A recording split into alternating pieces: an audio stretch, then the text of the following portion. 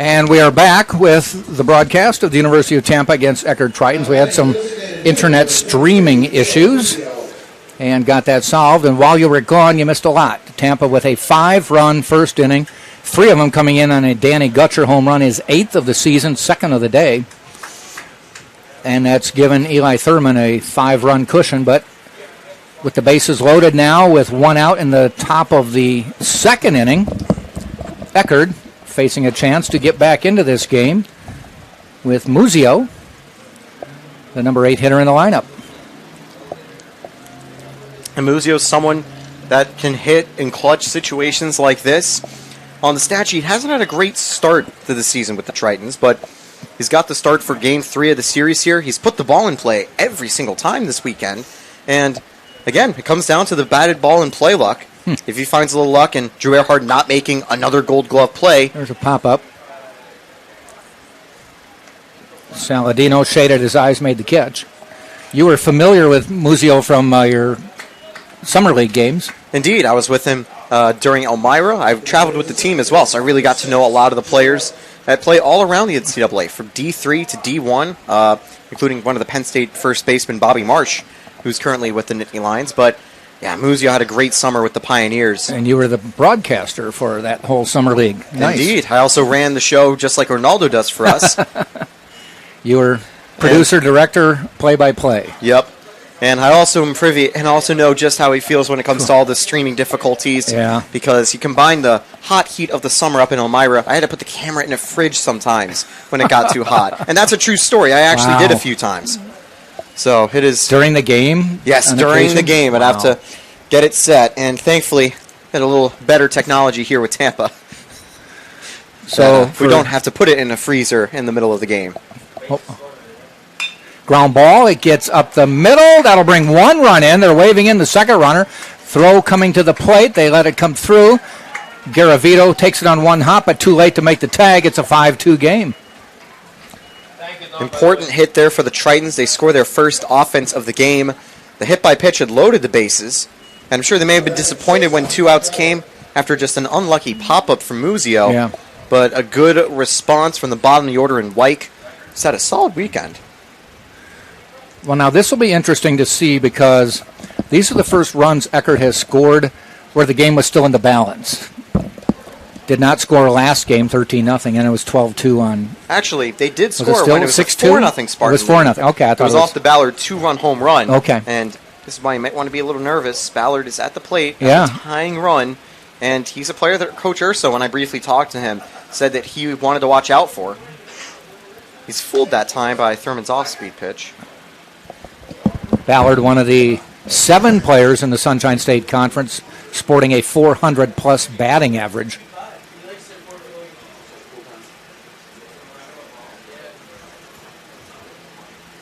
Swing and a miss.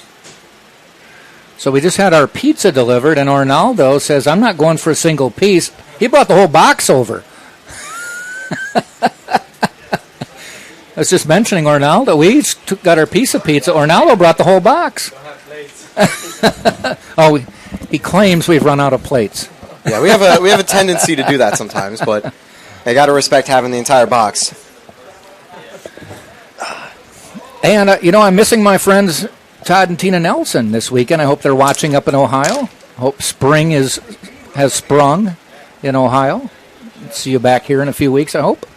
Ball outside. I know they'll be glad that we're back on the air after those difficulties earlier, and that happens. I mean, if Todd's the kind who will stick with us. Yep. And I'll say as well, when it comes to any soccer fans who are tuning in to Tampa baseball, they'll know all about technical difficulties, as I was a solo crew up there watching Ronaldo's Spartan side doing well, and Ronaldo trying to help lead the Spartans in goals. He had a pretty good season for them. But yes, thankfully a lot of the difficulties have been a lot milder for baseball, which is great. So 5-2, tying run at the plate, 3-2 count with 2 outs in the second. Swing and a miss. He goes off speed again, and Thurman with the K of Ballard ends it with 2 runs scoring. 2 runs, 3 hits. They left a couple. We've played an inning and a half, and it is 5-2, Tampa on top, heading to the bottom of the second.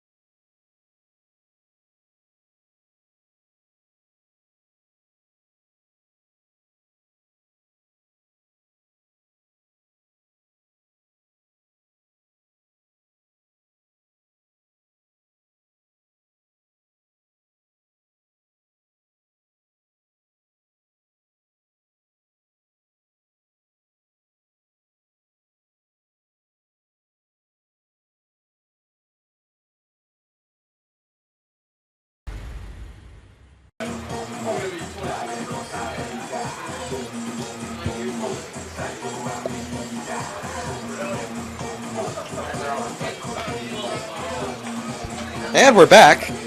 Top of the second inning. We were kind of joking around as pizza was arriving to the booth a little late that we have to go back and forth when we take bites. It never shows up between games. Yeah, it always shows up at the start of the game. At the start of the next game when we're obligated to keep talking. The other guys on the other side of the press box can do their jobs and eat pizza at the same time. We really can't, so... You'll know if we are. Yep. Send some complaints to Tom Colby so he can send a pizza a little bit earlier next time.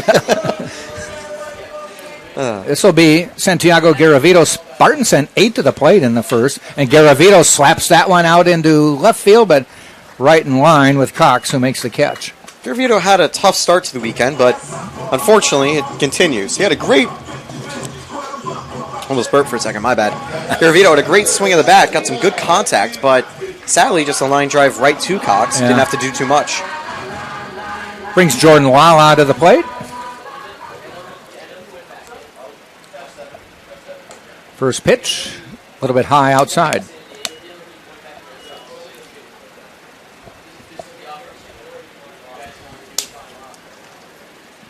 Lala 1 for 1 and scored. Doubled to start the game for Tampa. And a ball that got up into the sun for Cox. I'd have to double check, but I think the majority of times that Lala's gone on base, he's eventually come home to score.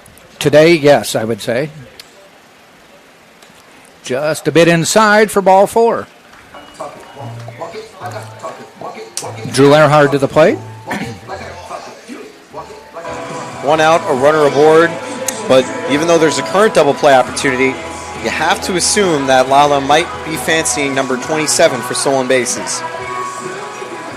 Would not be surprised, as it was a 5-0 lead after the Spartans finished batting in the first, but it's 5-2 now, so Joe Urso definitely knows additional runs would help. I think the difference is Eckerd were finally getting some hits that got through into play, and the luck they've been waiting for all weekend might start to come here, so Urso will certainly like an extra buffer. Eckerd waits, did not show bunt. I think with 1 out already, he's not in the sacrifice position. I think Abbott will still have to be ready no matter what, though. Yes.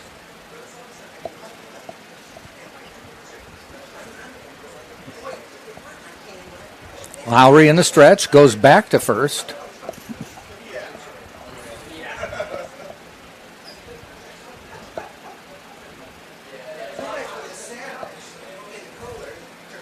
Lala not afraid to take a decent lead, and he's fast.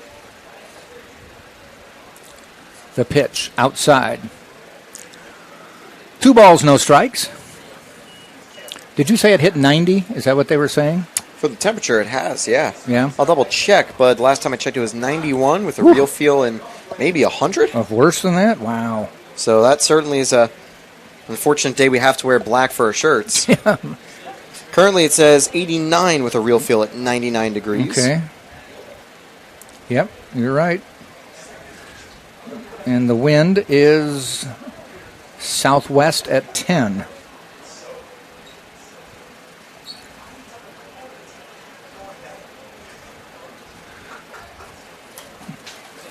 Two balls, 1 strike. Eckerd waits. Lowry stretch.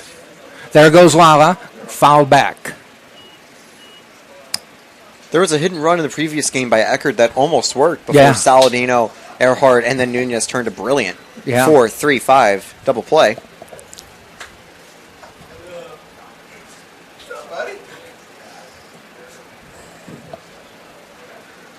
Two and two with 1 out. Lala back at first. Eckerd waits.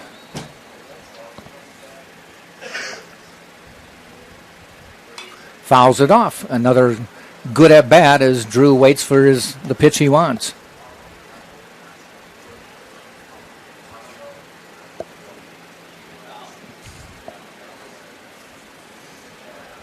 Take both.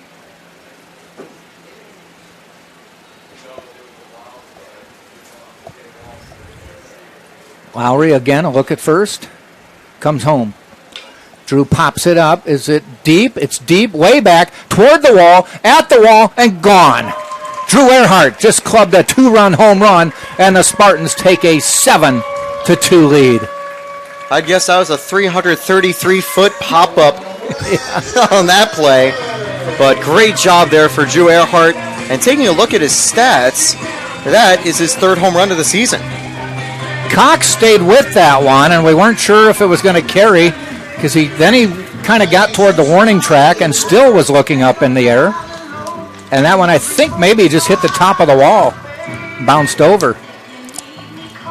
7-2, second home run of the day for Tampa, of the game, I should say, for Tampa. J.D. Urso at the plate. And over this weekend series, that's the 32nd run for the Tampa Spartans. Their offense has been crazy. The only time I've seen more runs in a condensed period of time was when we were calling the first game of the regional last that regional season. last year? Yeah, when Tampa won by a score that you'd call a lot to a little.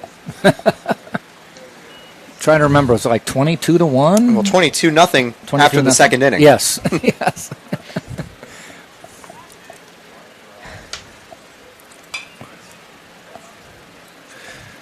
And Tampa did not blow the lead. Nope. I mean, it would have been probably a tragedy on Shakespearean proportion Yes. if they blew the lead there. Yes. Funny enough, that was a canny start. Uh-huh.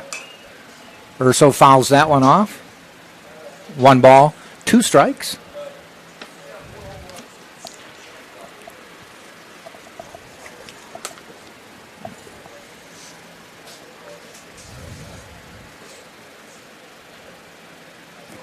Outside, 2-2. Lowry's now at 42 pitches in the game, maybe 1 or 2 more with those foul balls. Ball 3 outside. Full count. Base is empty as Eckerd homers. And the payoff. Walked him.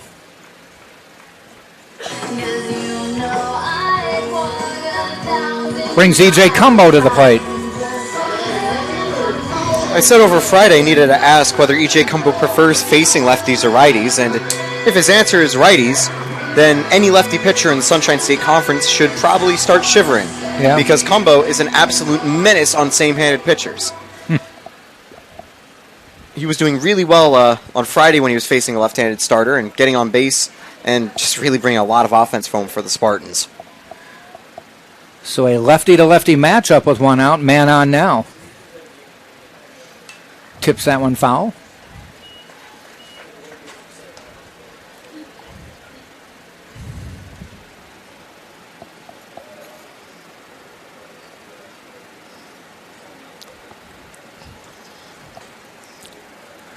Fairly short lead for Urso. There he goes. Popped up. He's going to have to come back. This may be, it's going into foul territory, giving chase, and I think he caught it. I think Wyke caught it from second base just before running into the fence along the first base line. He did, and so Cumbo is out for the second out of the inning. Urso hustled back to first. I'll say it's been a great weekend for Wyke. He's made some good defensive stops, and of course, he recently scored the 2 RBIs in the top of the second. Anthony Nunez to the plate. Has a little bit of a dance move as he steps into the plate each time. There goes the runner down to second. I think they may have him. Yep. Had him by a couple steps. But I've said it before, nothing worse. No harm, really no foul, because Nunez will lead off the next inning. So the Spartans pick up a couple more. We've played 2 full, 7-2, Tampa on top on TampaSpartans.tv. I pledge. I am an NCAA student athlete. And I pledge to be a champion of unity on my team, on my campus, and in my community. I pledge to embrace differences and strive for inclusion and collaboration. I pledge to stand against racism, hate, and discrimination. I pledge to strive for love, care, and forgiveness. I pledge to stand against silence, deceit, and obscurity. I pledge to strive for dialogue, truth, and understanding. I pledge to stand against fear and doubt. I pledge to strive for trust and belief in one another. I pledge to stand against complacency and stagnancy. I pledge to strive for change and growth. I commit to supporting my fellow student athletes in all circumstances that impact them. I commit to both choosing unity personally and encouraging it for all. I pledge these things because we are stronger together. United as one.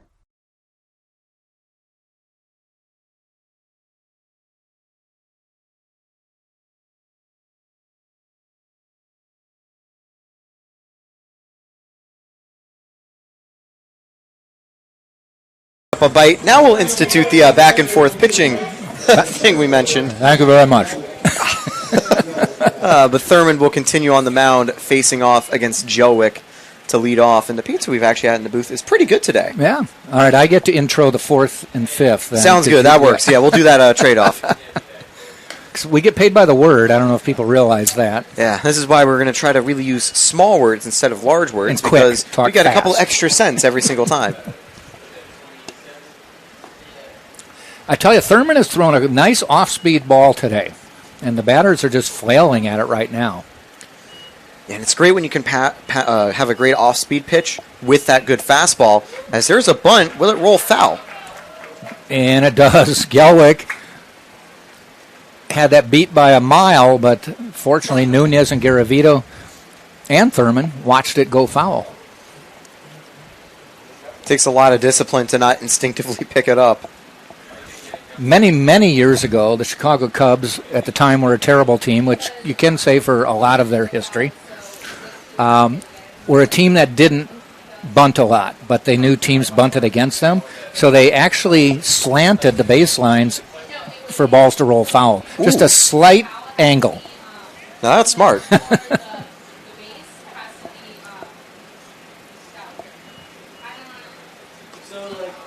And a swing and a miss for the strike three.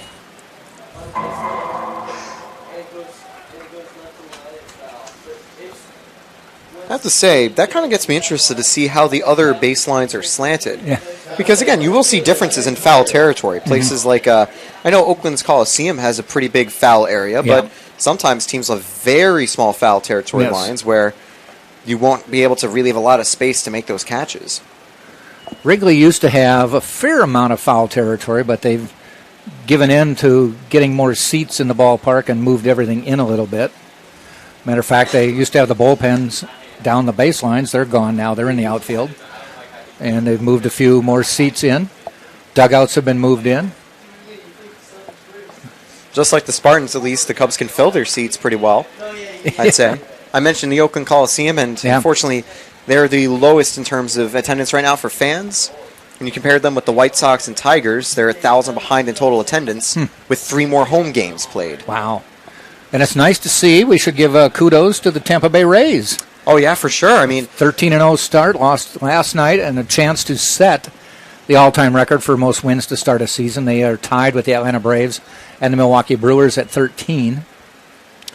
Yeah, it's a shame they couldn't make it 14, but still, they look very good this season.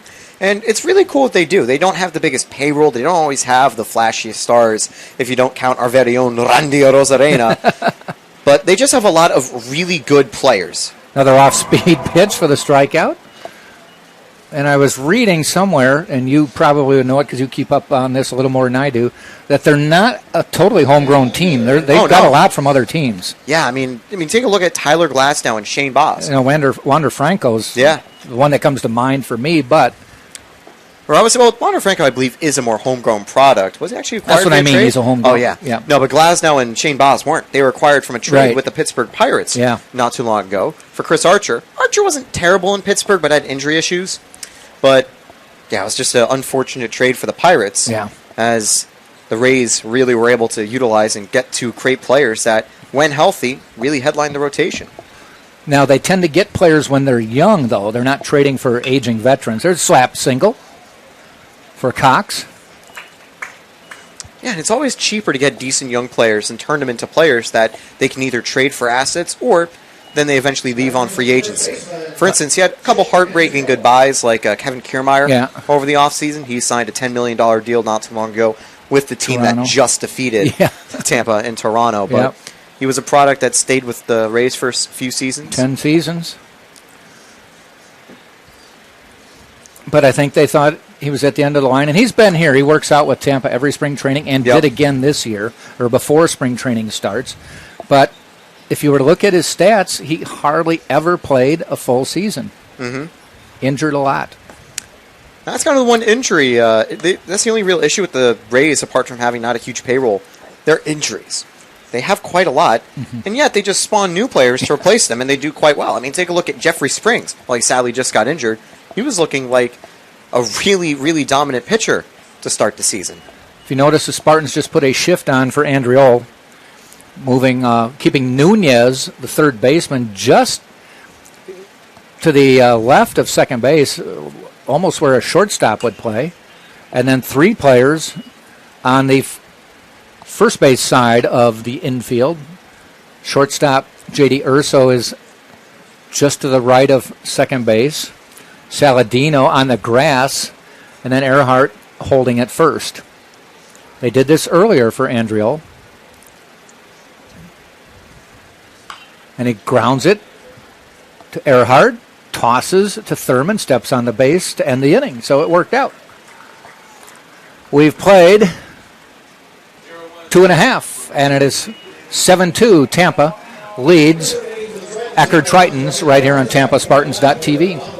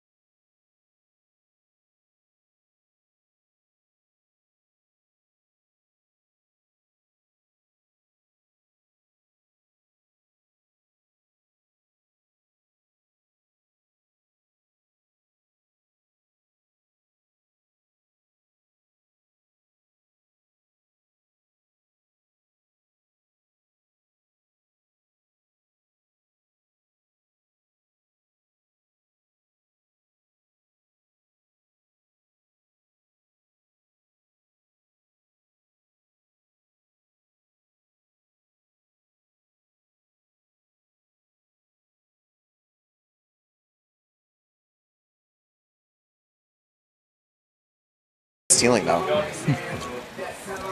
Bottom of the third we go. Tampa 7, Eckerd 2, Jack Ike, Taylor Stolworthy bringing you the game. Lowry on the mound. Into the third. He's already thrown 47 pitches through 2 innings. We were admiring Alex Canny in the first game, threw 8 full innings for Tampa and threw only 76 pitchers, but opted to take himself out and not get the complete game shutout. But you added up all the pitches, and it was a 90-pitch game? Yeah, it was. A very low amount of pitches used by the Tampa staff. Very efficient, which has not been the case as much for the Tritons so far. Anthony Nunez, who was at bat last inning when J.D. Urso was thrown out, or Cumbo, I should say, was thrown out. Trying to steal second. So Nunez back in the box. 1 ball, no strikes. Lowry fires. Inside, 2-0. I think that was his 2-seamers. He was breaking back to the plate, but just couldn't do it in time.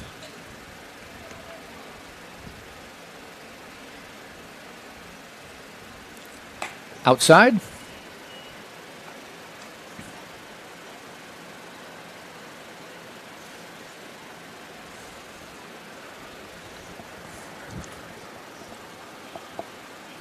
Nunez homered in the first game. 3-1 now.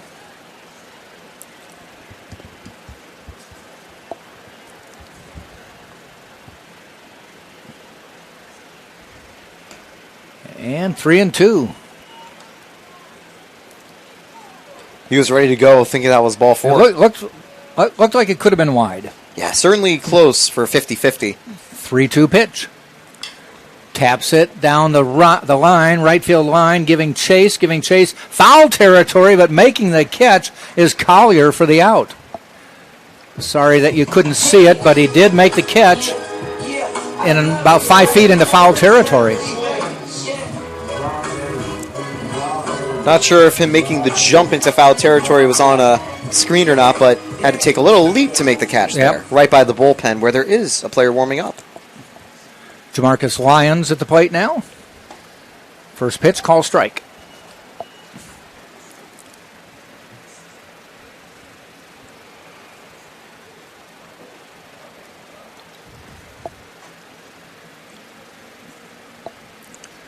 Oh, 1. Ground ball out to shortstop, fielded by Ballard. 2 down.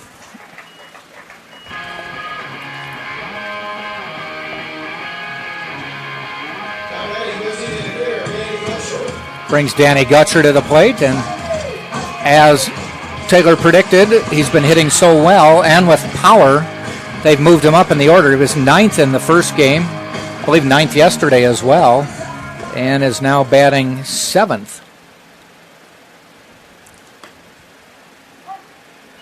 I think the big thing as well with Gutcher, he's had a great start today. Against his old team, he hit a 3-run shot in the bottom of the first. Ball low.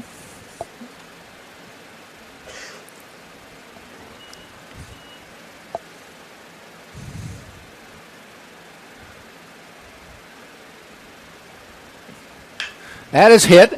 If it stays fair, look out. Near the line. Gone! A home run for Gutcher again.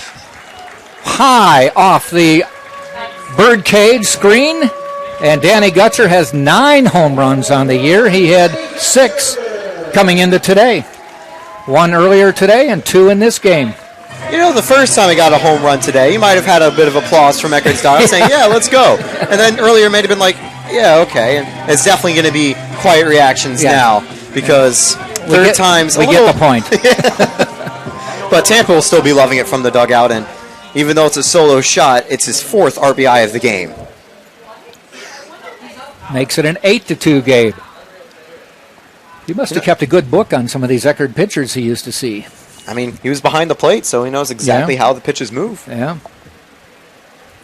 Maybe they ought to bring in a freshman reliever for him to face next. Bounces it foul. That time it was fielded by one of the bullpen players. So I wonder how you label that. Would he be number 12 as the bullpen catcher? 12, yeah. And then the guy on the mound would be 13, or is the mound guy number 13? Or actually, no, he's the guy on the side. Right, he's not actually warming up.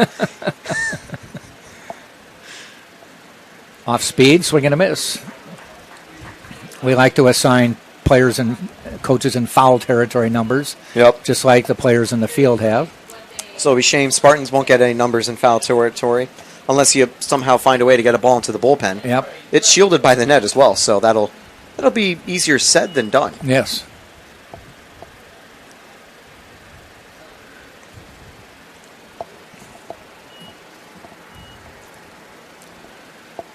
Two-two pitch. Ground ball, going to be fielded. Andriol races to the bag, steps on it, ends the inning. Spartans, though, pick up another one on a solo home run from Danny Gutcher. We've played 3 full innings, and it is Tampa 8, Eckerd 2 on TampaSpartans.tv.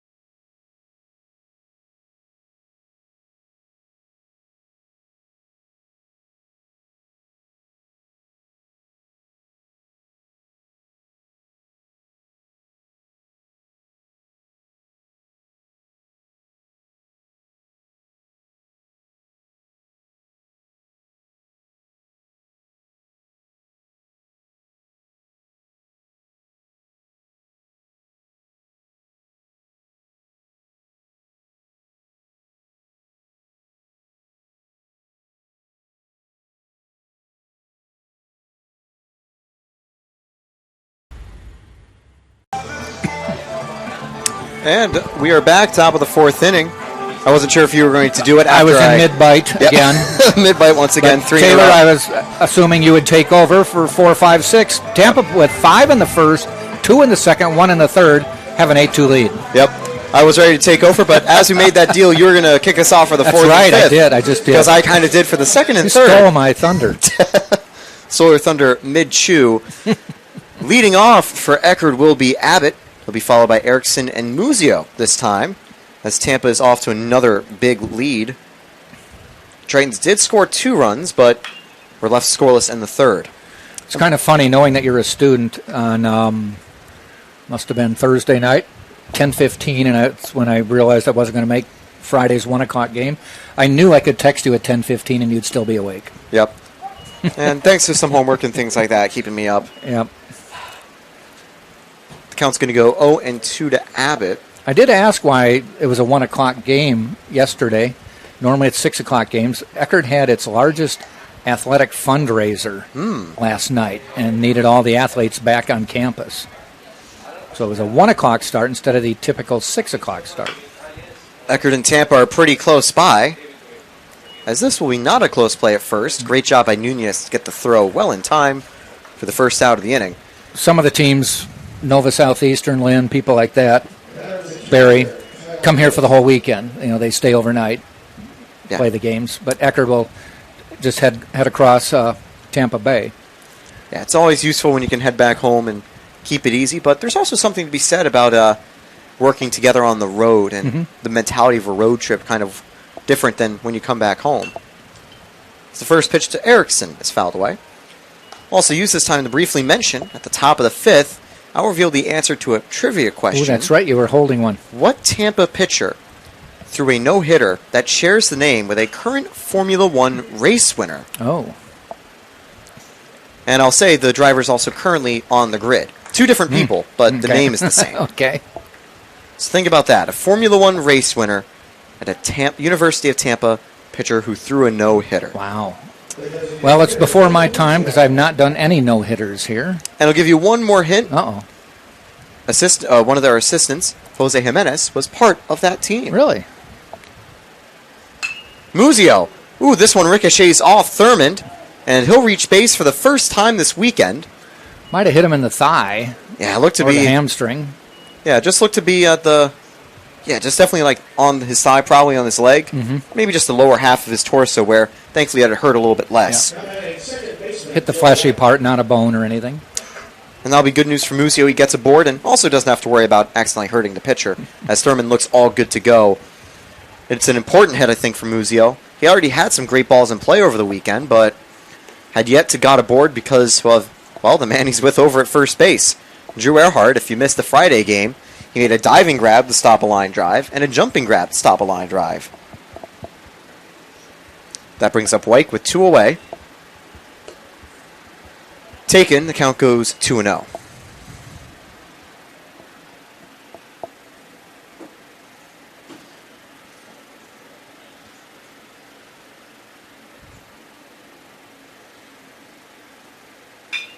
Ripped up the middle, another base hit.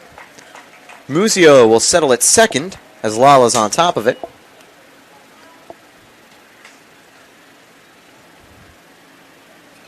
And that brings up Ballard, who's 0 for 2 today. But certainly due for a hit. We mentioned his .400 batting average, one of the few people in the Sunshine State Conference to record an average that strong. And in the first game, he hit a 2-run shot against Michael Paul. And by first game, I mean, of course, of the series.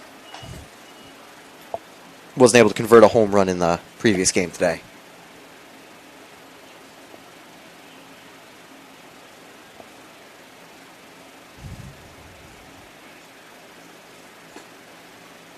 Strike 1. I'll actually go 0-2 now. They're not aggressively holding Muzio or White, so the two might get a slightly larger lead. Garavito on top of it, as that one just goes a little outside. Three strikeouts so far for Thurmond. He's conceded 6 hits, but no walks. Rip down the line, and that will score Muzio. Rounding to third is Wyke. Are they going to send him home? No, they'll hold him up. It's a 8-3 ball game, and Muzio makes it in. It's an RBI double for Wyke. Brings home another in the game. Or sorry, no, for Ballard, as Wyke stands at third. You know, it was 3 RBIs over the weekend.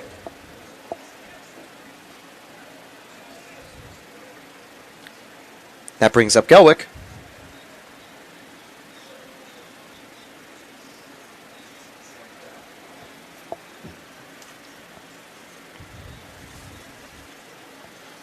Quick little timeout as Garavito's going to come out and talk quickly with Thurmond.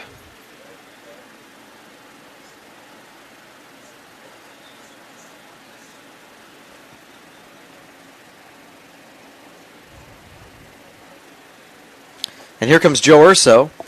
So that signifies that it looks like it'll be more than just a quick conference. Yeah, I'm wondering if Thurman indicated something wasn't right after that pitch. Because that could be. He just kind of looked down and then asked for Garavito to come out. I don't know if the Spartans have anybody throwing. From looking at the bullpen, I did see the ball going back and forth. Yep. And the last couple batters have gotten fairly powerful hits. Maybe a blister or something like that. Tampa's got a full-strength bullpen at the moment, so they can make the change if they need to. Well, we normally do see a change with Urso coming out to the mound. Haven't seen the action from the bullpen yet for the change. They are signaling to the bullpen, and that'll be it for Thurman. 3 2/3, 3 strikeouts, 7 hits, 3 earned, and he's got both the runners inherited. A good outing, and hopefully if it is an injury, it's nothing too serious. Maybe just a blister. Couldn't grip it quite like he wanted to, and that'd be the hope. Get it before it gets worse. And it's probably something more with his arm rather than from the line drive earlier from Muzo that bounced off him. Because that's where you'd normally see like a leg injury. You'd see him favoring it. Because, no, he was walking off fine, but it looked like it hit him up high. Yeah. And he pivoted away, so it hit him on the backside. But as they make a call to the bullpen Dalton from Ross. it looks like Dalton Ross. We'll take a quick break as he warms up. 8-3 Spartans lead, but a dangerous spot here. The Tritons can get some offense going. I pledged. I am an NCAA student athlete. And I pledge to be a champion of unity on my team, on my campus, and in my community. I pledge to embrace differences and strive for inclusion and collaboration. I pledge to stand against racism, hate, and discrimination. I pledge to strive for love, care, and forgiveness. I pledge to stand against silence, deceit, and obscurity. I pledge to strive for dialogue, truth, and understanding. I pledge to stand against fear and doubt. I pledge to strive for trust and belief in one another. I pledge to stand against complacency and stagnancy. I pledge to strive for change and growth. I commit to supporting my fellow student athletes in all circumstances that impact them. I commit to both choosing unity personally and encouraging it for all. I pledge these things because we are stronger together. United as one.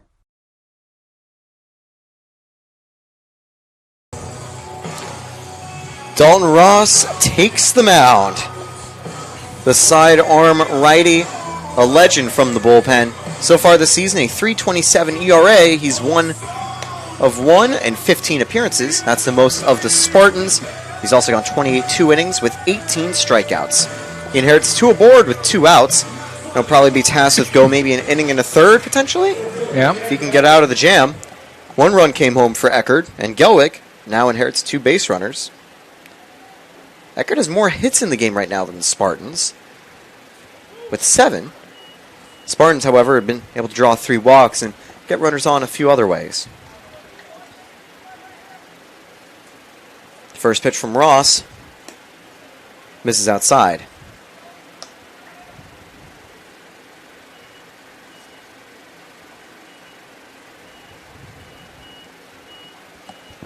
Here's the 1-0. Gets a slider across for strike 1.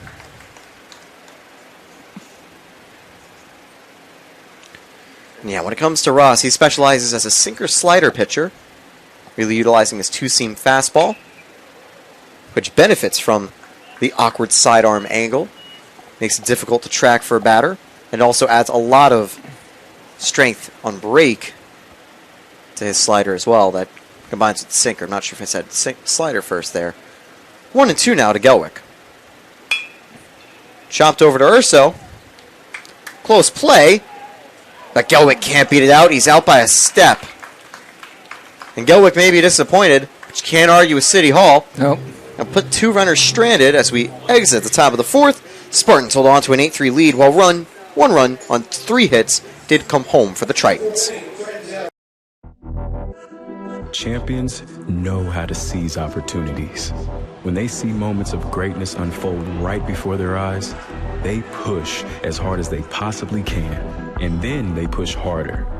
Because the heart of a champion never settles, never quits, and never stops giving its all.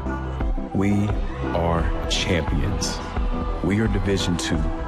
We go big, we give it everything we've got, and we win. On the field, on our campuses, in our communities, for our causes, in our careers. We rise to become champions in everything we do. We are Division II, and there are no limits here. We make our time count. We set our own path. We become champions on our terms.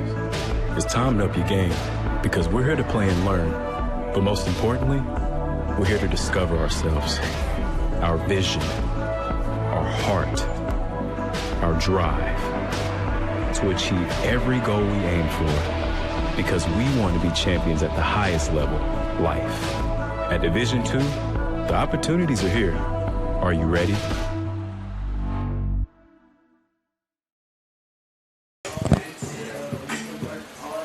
Top of the 5th, Tampa leads 8-3, and there's a new pitcher for Eckerd.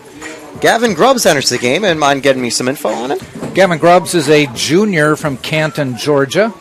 Went to Lipscomb College before coming to Eckerd. He's got a 5.26 ERA, 2-2 record on the year. This is his 17th appearance. Most of anybody on the team. Has started 2 games. Has a save, 37 2/3 innings pitched. 32 hits, 25 runs, 22 of them earned. Walked 19 and struck out 34. So we'll see how Tampa deals with Eckerd's sidearm righty here. He carries a similar release point to Dalton Ross. Garavino had a sharp line drive that ultimately ended up being a flyout to start the 2nd inning. And here's a little chopper. Good play at short, as Andrew actually had to go into a split to make that catch. Tough for Garavito, as the luck has been not on his side this weekend. It brings up Jordan Lala, who now gets to face a non-lefty. Drew a walk in the 2nd, got a double and scored both times.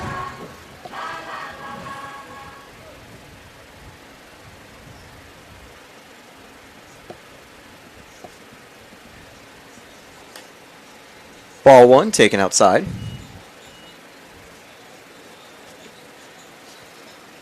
By the way, quick note for Eckerd. After they wrap up the series here against the Tampa Spartans, they will be traveling to Florida Tech for a midweek showdown on Wednesday at 3 p.m. 2 away as Lala flies out to center. After that, you can check them out on Friday and Saturday. A doubleheader against St. Leo on Saturday and a 6 p.m. game against St. Leo on Friday. For the Spartans, we'll be on the road next weekend, facing Barry at 6 p.m. on Friday, and then Saturday, a doubleheader against the Buccaneers. We're not on the air for a while. I think it's 2 consecutive weekends on the road. Indeed, yeah. We're only going to be back on the first weekend of May as the Spartans take on the Lynn Fighting Knights Friday at 6 p.m., Saturday, a doubleheader that begins at 3 p.m. And then you said Barry next weekend? Yep, Barry will be next weekend. And then Lynn. So heading St. Leo, actually, before Lynn. Okay. But a few Sunshine State Conference opponents coming up. Yep. As Earhart pops the 1-1 up. And that'll be the inning. 1, 2, 3, a solid start by Grubbs from the bullpen. Tampa, their first scoreless inning of the game. They still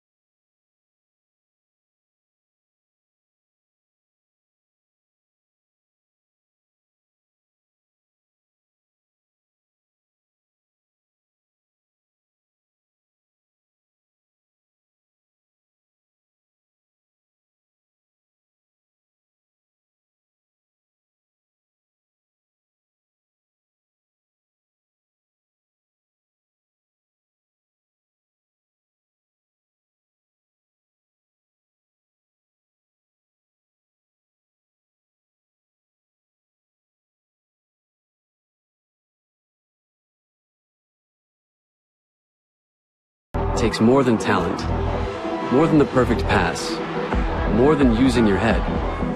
Being a champion takes the spirit to always push harder, the ability to overcome any hurdle, and the fire to be the best. Welcome to Division 2, where the pursuit is yours to create.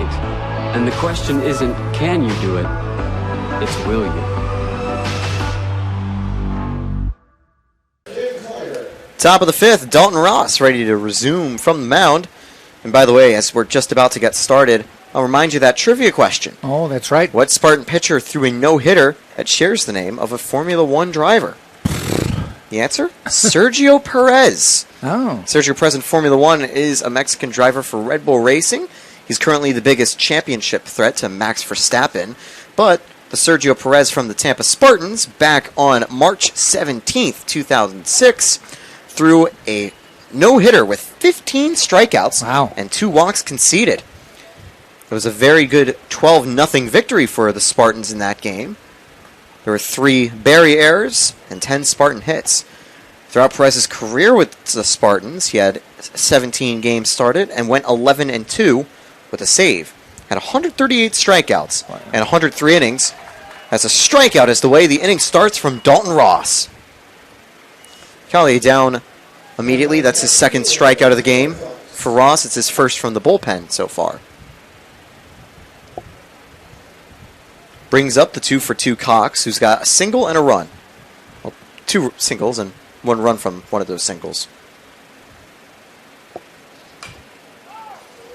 That's going to go foul off of Cox. It's a good thing it did go foul because Dalton Ross probably would have had an easy play for out number 2 at first. Yep.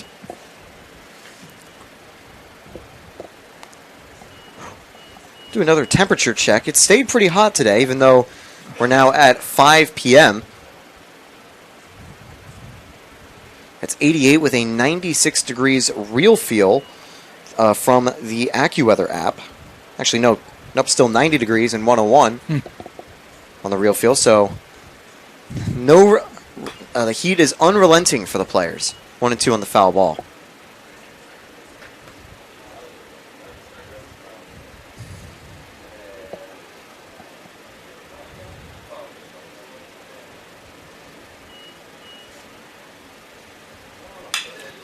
Hit hard to Saladino. 2 away. You always talk about the unrelenting heat, and I always say you got to give it up to the umpires because they never get to go sit in a dugout and cool off between innings or for a half an inning. They're on the field the whole time.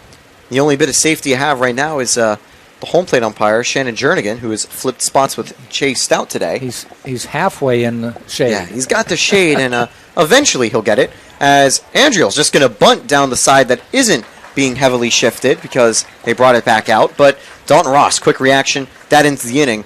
Ross is good with the reactions, learning from going from the bullpen to get foul balls that go backward. Yeah. So there is a method to the madness. Another solid outing there for Dalton Ross, 1 1/3 with a strikeout. No hits and runners allowed this time. We'll enter the bottom of the 5th, still a 5-run lead.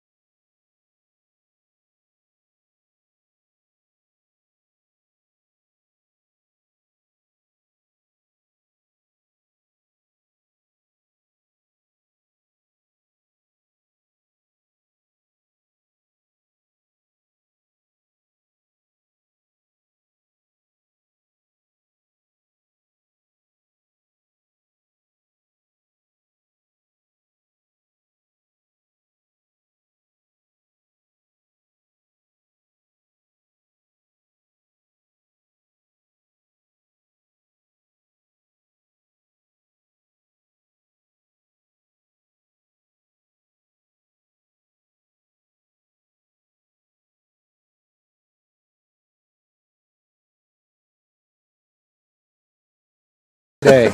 Because the next weekend I got lucky. They're on the road. That's Devin's graduation. And we're back. We were just currently discussing a few graduations. Graduations coming up. Yeah, that'll be the next time the Spartans are home. It's weird to think about that far ahead. I'll officially 2 weeks off. Yeah, I'll be graduating from the University of Tampa on that weekend. A little bittersweet. I might be back for the Saturday doubleheader. Who knows? Take care. Make sure you enjoy the day. Yeah, that'll be the big thing. Hopefully I'll finally have a graduation cigar. I actually forgot to have one to my high school graduation. That was a little disappointing. The next weekend, the Spartans are on the road. Final weekend of the regular season. My daughter graduates from high school. Ooh, congratulations. So it's interesting, the final weekend of the season, the Spartans are non-conference because exactly. I mentioned every week a team doesn't play conference play. There's 11 teams in the conference, so one team doesn't play. The last weekend of the season is the one that the Spartans have off. But they will be playing up at Newberry. And then, of course, after that, we'll likely have a chance to host some regional games. Yes. Sunshine, the NCAA will probably be pouring through our region one more time, whether we're first or second seed, depends on the finish of our season against Rollins, as we both currently lead the Sunshine State Conference. Spartans holding on to a one-game lead in conference play. Rollins not playing conference this season, or this weekend. So the Spartans right now are sitting at 18-2, and Rollins still sitting at 15-3. They'll have some games in hand to catch up on their final series. So interesting to see how that goes. Urso, by the way, just saw 4 straight balls for a walk. The first pitch to Cumbo is taken for strike 1. So Tampa will have 3 games more than everybody until the last game of the season. Pickoff, but Urso back in time. He was caught on the base paths earlier.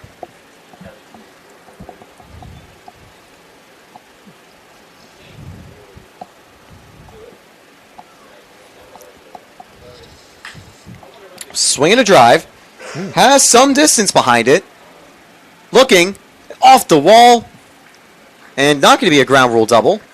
Yep, they put up their hands. Yeah, it is going to be a ground rule double. So that'll be a little disappointing for Urso and Cumbo. Yeah, I think it hit the warning track and then bounced over the yellow line. Yeah, that's what it looked like. And then there's the birdcage fence beyond the yellow line that pushed the ball back into the field of play, but that's out of play once it hits that. So Urso will have to settle at third. Cumbo at second for a double. Brings up Nunez. He fouled out on a very tough play to right field. Collier made a great run into the bullpen. Yeah, he did. That just conveniently goes off camera because of how our camera's set up here. It's a quick little meeting between Erickson and Grubbs. Have a little action in Eckerd's bullpen, but they'd like Grubbs to continue. Unlike the Spartans, Eckerd does have a game in the middle of the week, so they might want to try to keep some bullpen arms rested, even though the 3-day break will definitely give them some time. So here's Nunez.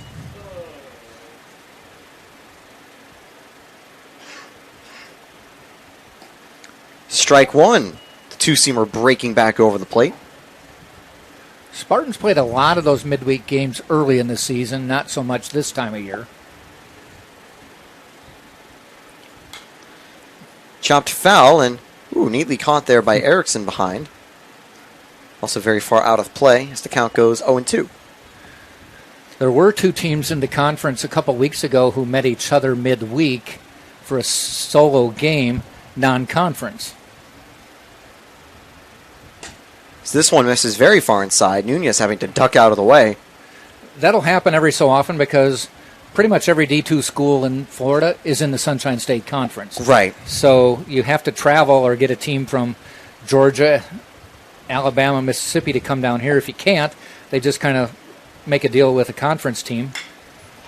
As this one's grounded up the middle, 1 run will score. They're going to try to send Cumbo from second. The throw, not in time. Nice slide, I like that. A really cool slide in there from Cumbo as the Tampa Spartans jump to a 10-3 lead. And yeah, it's kind of fun since we are in Florida. We get to host so many teams that come from the north to evade the cold weather to start out their seasons. At the start of the year, we were talking to teams from Quincy and came all down around. here. They're saying, yes, their third time this year on a baseball field. Yeah. When Tampa had been practicing over the winter. Yeah. So a perk of being a Southern team for a spring sport. As Lions steps up with a runner aboard, no one out. Yeah, we've talked to coaches over the years when they've come down here, and I said, when's the first time how many times have you practiced outside? And he said, yesterday when we got here. I think I was with you when one of those coaches had mentioned that. As Lions grounds to third, the throw, that one misses. Yep. It stays in play, and the runner is going to get to third. No, he's out. Nunez just a second late with the tag. So Lions gets aboard, and while Nunez was ready to head to third since the throw went wild, it actually bounced back quickly, they more got quickly a fortuitous bounce off that one to get him. Yeah, great bounce, and that caught Nunez off guard because I don't think Nunez was necessarily ready for that bounce. Well, here's Jose Cadenas as a pinch runner, and he's out. So one away and a runner on first.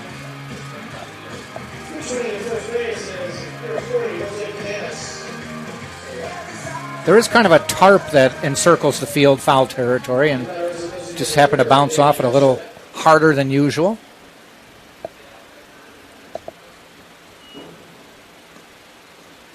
Taken outside for ball one. And yeah, I think we just briefly mentioned it. Cadenas already on as a pinch runner. Here's the early change for the Spartans. It's a little more tactical here than a resting change. Yes. As Lions has had a couple injuries earlier in the season. We just want to make sure he remains healthy. His bat has been really good when he's been able to play. And Cadenas, he's also a really good bat and a really good defender. He makes things happen anyway. He's the type of guy you wouldn't mind starting more often than not either. I think he was earlier in the season. Mm-hmm. The outfield, there's just a lot of depth there, which makes it hard for him to be a regular starter.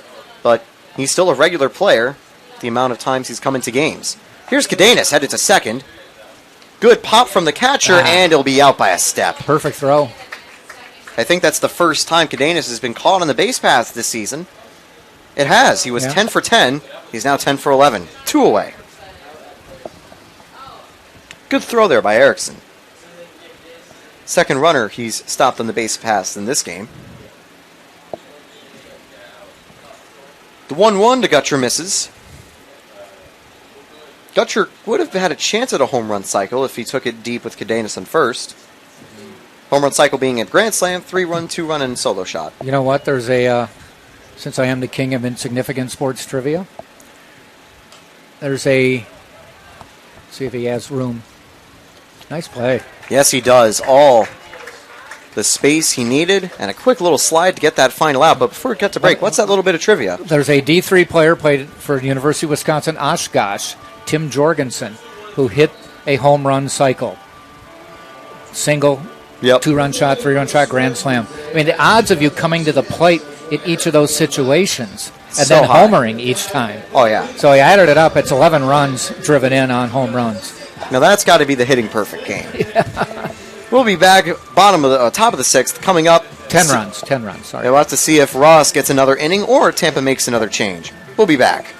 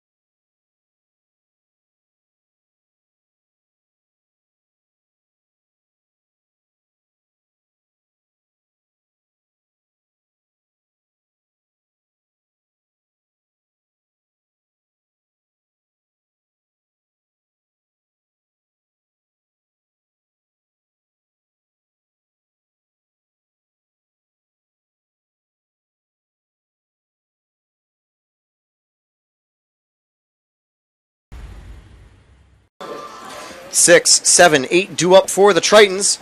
Dalton Ross will continue. He's already had 1 1/3 good innings on the mound. And the heat is still tough, but both teams have been able to battle through to get some offense going. Spartans have continued to deliver the offense this weekend as, very nicely framed strike there by Garavito. Tampa's had their 3rd consecutive 10-run game. And actually, we count back to the Florida Tech series. 5 of their last 6 have been 10-run games. The other one was a 6-0 shutout victory. Well, no, then count to 7 for their loss against Valdosta State, the absolutely thrilling 15-14 showdown. So, yeah, that just tells you how good the Spartans' offense is, as there's a little bloop single getting down right in front of Cadenas and Cumbo to start the inning. Cadenas pinch running for Lions, he's in center. Lala comes in and left. Brings up Erickson. Joe Muzio on deck. And with that base hit, it means the White will also likely have a shot this inning. They just have to avoid a double play here. Erickson up. And well, that's a bit of the commentator's curse for you. A double play immediately on the first pitch. 2 outs in the top of the 6th. And that'll bring up Jolton Joe Muzio. He's 1 for 2. He had his first hit of the series last time up. He's put the ball in play every single time, but sometimes just hasn't gone the way he's hoped. We'll have a chance here with the lefty-righty matchup to keep the inning alive. Ball 1 taken outside.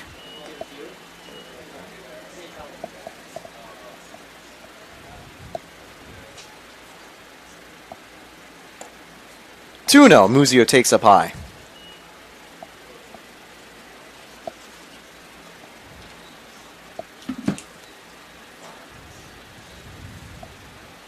Muzio rips this one to right and gets down in front of Cumbo. It's a 2-out base hit and the second hit of the game for Joe Muzio. That'll bring up White, who's had a very good day. A couple good plays in the field and 2 singles. Only 1 extra base hit for the Tritons. Although they do have 1 more hit than the Spartans in total, the Spartans have capitalized with 5 extra base hits. Should mention as well those 2 home runs from Danny Gutcher.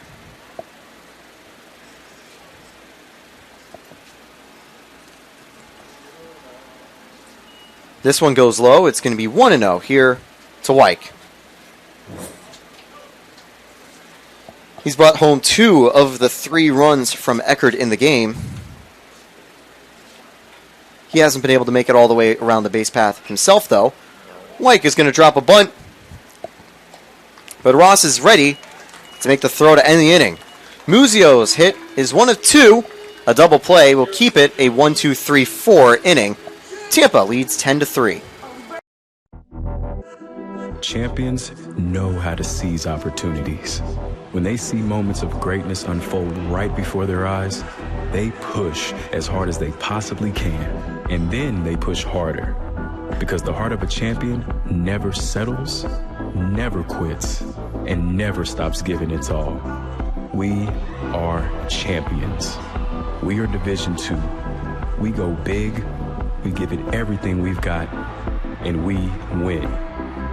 On the field, on our campuses, in our communities, for our causes, in our careers. We rise to become champions in everything we do. We are Division II, and there are no limits here. We make our time count. We set our own path. We become champions on our terms. It's time to up your game, because we're here to play and learn.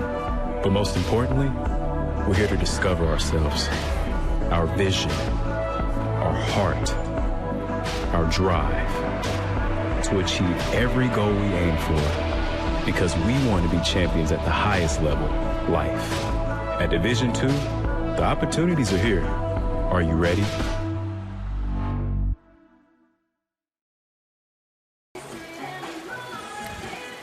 Bottom of the 6th, the Spartans have been dominant on offense. Grubb has done a pretty good job from the bullpen. He has conceded 2 runs, but he had 1 clean inning beforehand. It's better than he can argue for some of the other Eckerd bullpen arms. Tampa's offense has just been too good this weekend. Here comes Saladino. Him, Garavito, and Lalo will be the 3 due up. Here in the bottom of the 6th, it's very early to make any other changes. 1-0 as this one's taken outside. 0 for 2 today is the total for Saladino.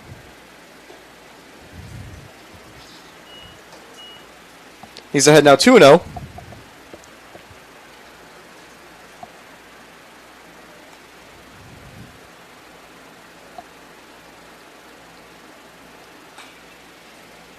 Popped up.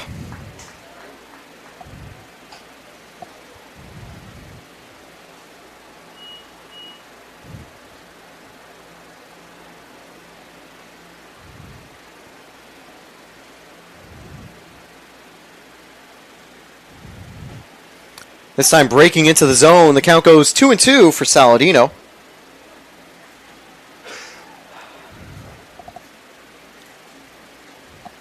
And here's the next pitch.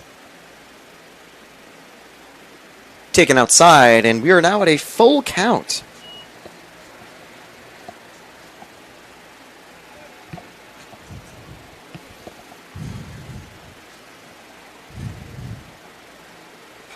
Fouled away, Saladino keeping alive. I think he just got on top of the off speed there.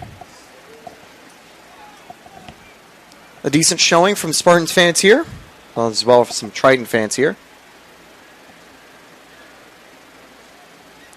Obviously, expect to see, I think, a few more fans from both teams when it comes to postseason time within a few weeks. Gets him looking on the outside corner. Well-placed slider for Grubb's first strikeout out of the bullpen. It's only the second strikeout Spartans hitters have had in the game. That brings Garavito up to the plate. Notoriously bad hitting luck so far in the weekend and this game here as he's 0 for 2. Him, Saladino, and Urso are the only Spartans batters without hits at the moment, as this one misses inside for ball 1.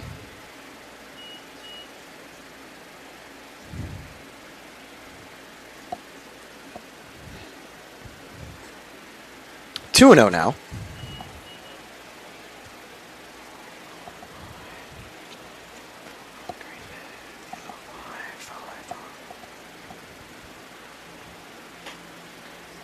Good breaking over the plate, and the count is going to go 2-1.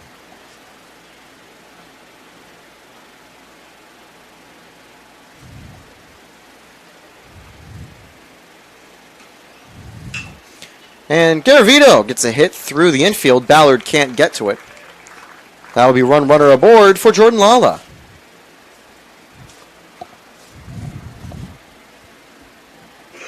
He scored twice today in a 1 for 2 performance. He also had a walk back in the second inning.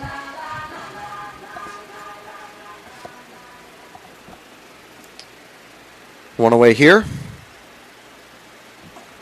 Lala takes outside for ball 1.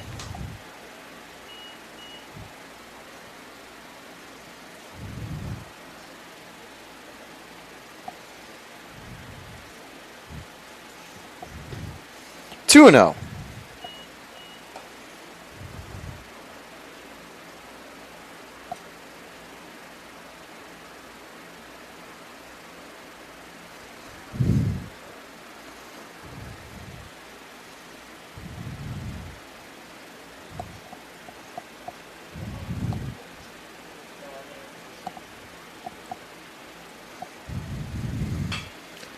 Blooped into the outfield, and that'll be another base hit to bring up Drew Eckerd.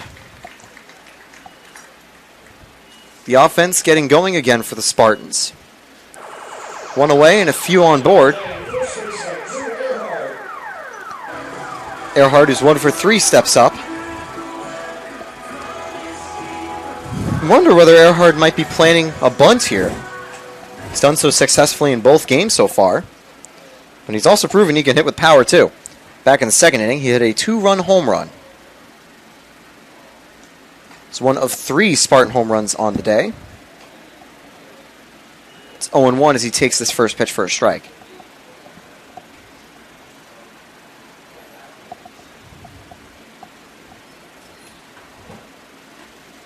The slider fooled him. Strike 2.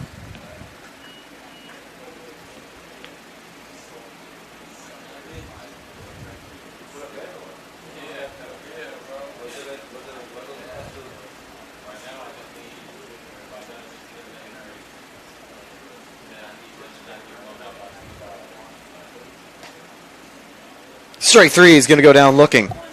Pan to the outside corner. It was a late call for just a half second. Yeah, unlucky for Eckerd. Second strikeout for Grubbs.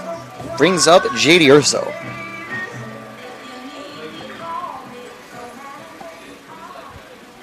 Urso was hit by a pitch in the 5th. He had a walk in the 2nd.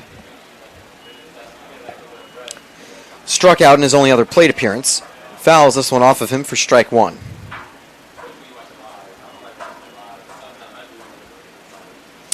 Ten runs on 10 hits for the Spartans. They haven't left a single runner on base. Could be in danger of doing so here.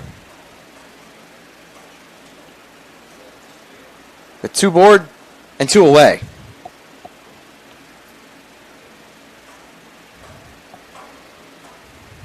And, well, that's going to hit him again as it goes inside. Loads the bases for E.J. Cumbo.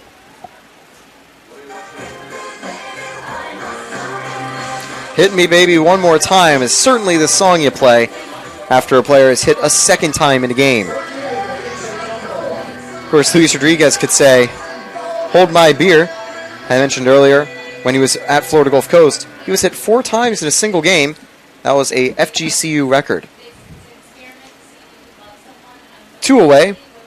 Cumbo is at a single and a double. Step up and take strike 1.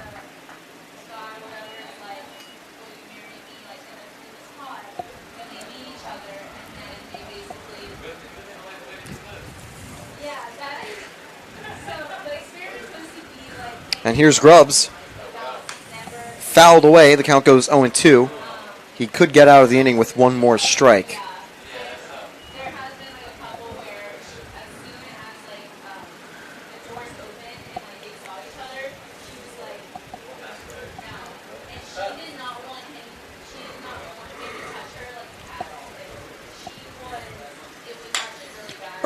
Cumbo up the middle.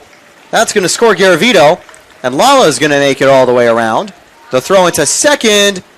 Not in time as it gets away. And now heading home is Urso. 3 runs come home. 2 of them will count as an RBI. The third, I think, would count on an errant throw from center field over to Wyke at second. That's a 2 RBI there from Cumbo.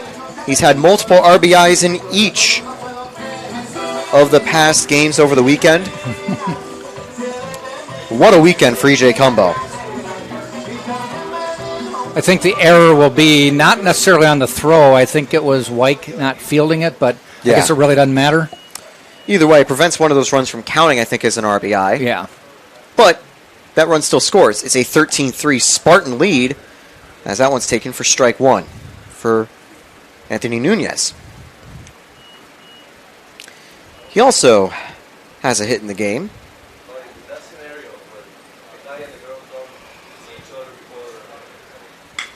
Nunez chopped up the middle. It gets to Wyke with a great sliding grab. And now the play at the plate. Ooh. And oof. He is out on a rough collision.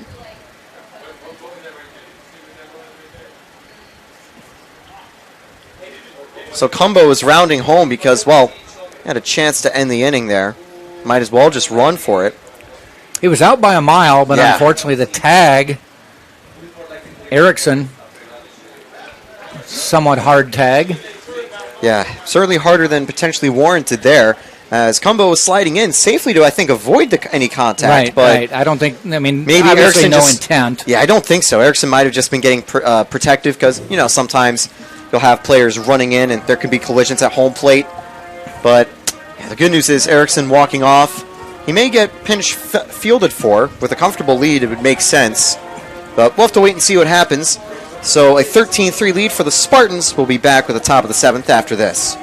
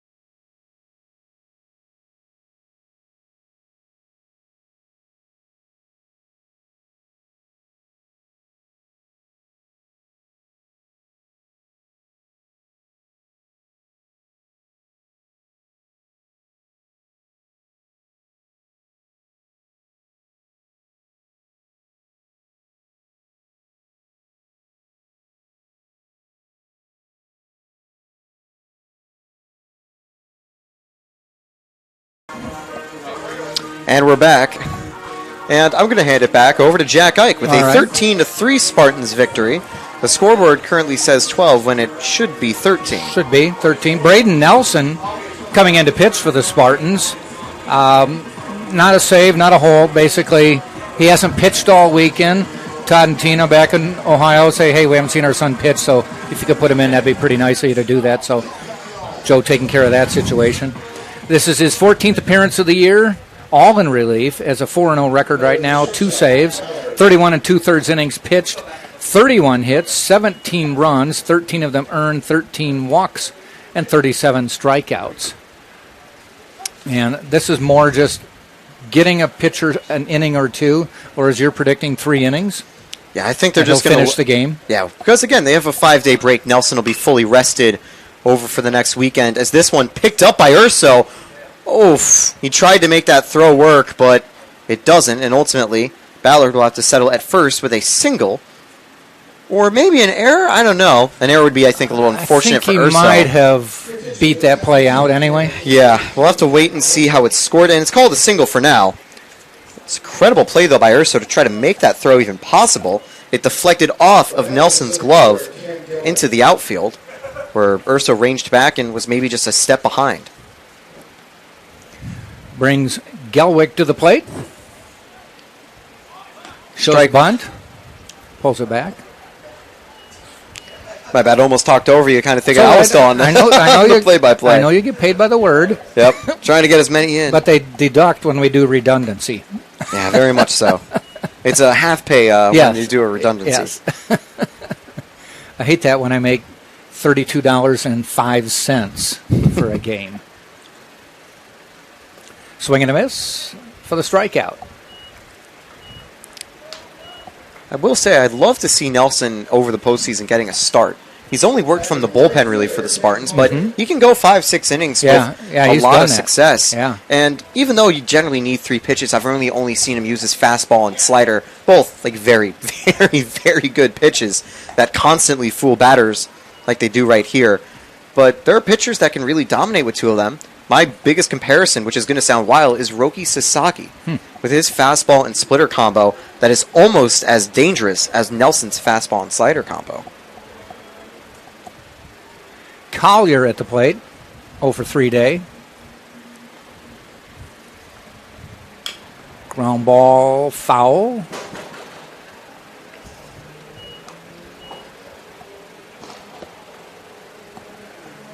Spartans have put up 12, 13, and 13 so far this weekend.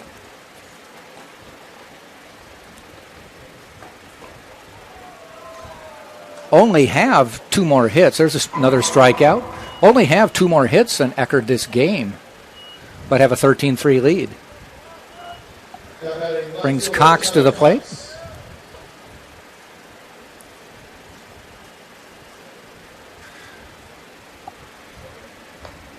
Just missing outside.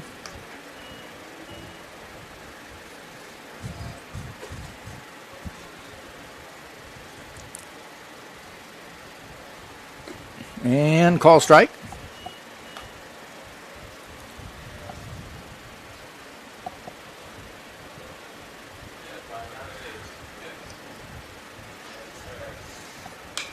Popped up, infield.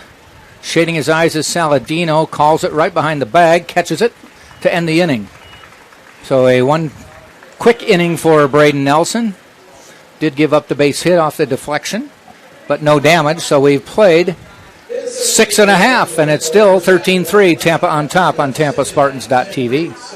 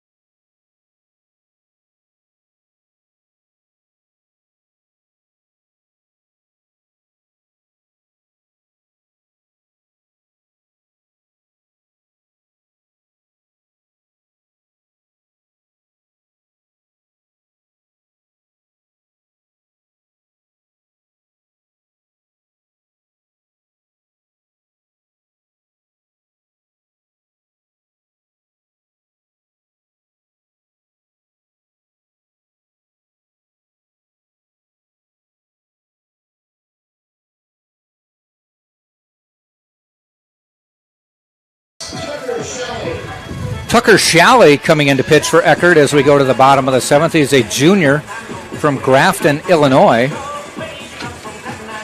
And he'll be the fourth pitcher of the game for Eckerd. See if we've got any numbers on him here. He's got a 6.26 ERA, a 4-3 record, 13 appearances, 14 now, no starts. Does have a save. 23 innings pitched, 27 hits, 17 runs, 16 of them earned, 9 walks, and 15 strikeouts.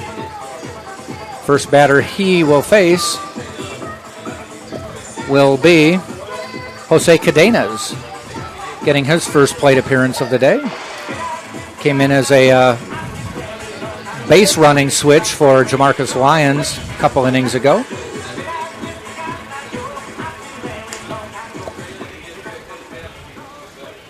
Good to see Cadenas getting this at bat here. Yeah. And we mentioned it, first game, he's sporting a 300-plus average. Yeah, he's doing well when he gets his chances at the plate. And he's always a player that whenever they need to, he needs to. Coach Urso can trust to put him in. 323 coming into the weekend. Again, limited at bats, about 35. Some of the top players with 150 already.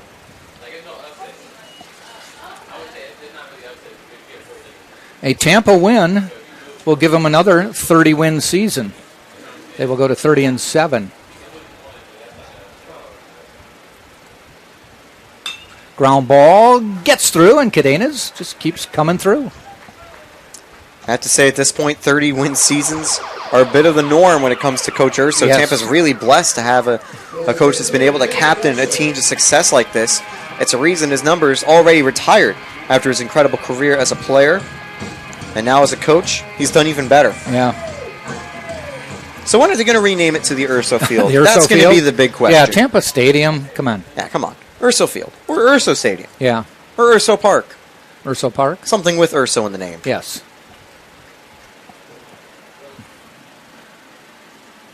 And then JD will go off into a baseball career and say, hey, you see the field in Tampa? They named it after me after I left. Yep. There could be an argument between who gets the named field, Joe or JD. And while the answer will be Joe, JD will never. JD is hoping nobody researches it too much. They're going to hope 30 years down the line when maybe Urso is back as a head coach or JD is back as a head coach, he's thinking, oh, yeah, no, it's just all me. Yes. Not my old man. Yeah. Ball low. Danny Gutcher. Home run. And pop a out. pop out.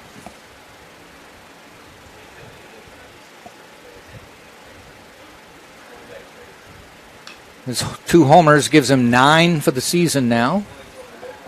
And a secure hold on first place for Spartans batters. Though there's a player a couple weekends ago, I think with Rollins, who had like 15 at the time. I think it's quite funny that for home runs, Gutcher's had 6 of them over the span of 2 days. Yes. And while it's not 2 days back-to-back, there have been 2 days in the season over in 3 games that he's been able to hit. He's bunched his 6 them home up. runs. Yeah, he's kept them together. So that's something pretty impressive, I have to say. So I would say if he hits one off you early, be careful for the rest of the weekend. That's where you probably want to walk him a few times. Yeah. The pitch. Ball high. And also, there's no Spartan batters that are good to walk to lead up to the next runner on deck. Not on this order. Yeah, not in this order. The only one that you'd say it's okay, you're not absolutely now looking at a really dangerous spot is Saladino. But Saladino's more than able to get those bloop hits and even a couple hard line drives. Yeah. So either take the timely at bat of Saladino or risk a home run from Gutcher. That's a very tough choice. Yeah. And if he keeps moving up the lineup, that could turn to a bat like Lyons or Nunez. Or if he's still at the bottom of the order, then you have Lala behind him, and you're saying, oh, no, here's the guy that gets on base 50% of the time. Yep. The number could get up to 60 as the season progresses, too. There's a fly ball out to center field, going deep, near the track, drops the ball. So hustling to second base. That was totally a Sunfield play. As I'll tell you what, Gelwick does not drop that on a normal basis. He turned, and again, I've said it all day, you look into the shadows, and they were straight into his eyes. And by the time it came out of the sun, it's such it's just hard to find. Yeah, such a tough play to make, but here's the good news for him. Cadenas, he's a smart base runner, and he knows on a play like that, Gelwick doesn't drop it. So he was already running back. In fact, he was getting back to first base. He was going to tag. By the time Gutcher was right there. So he was only able to make it back to second in time when if Cadenas was guessing it dropped, he'd be home by probably a country mile. Oh, yeah. Cadenas' plan was to tag at first and take second, which he'd have had easily. Yeah, he definitely has the speed to do so, too, from first. The only thing you have to be careful about with Gutcher is that he doesn't pass up Cadenas on the base paths when they both met at first base, because that's an out. That's where you have to have a weird spot where Gutcher's just following Cadenas, but then Cadenas gets a little distance and sees a little...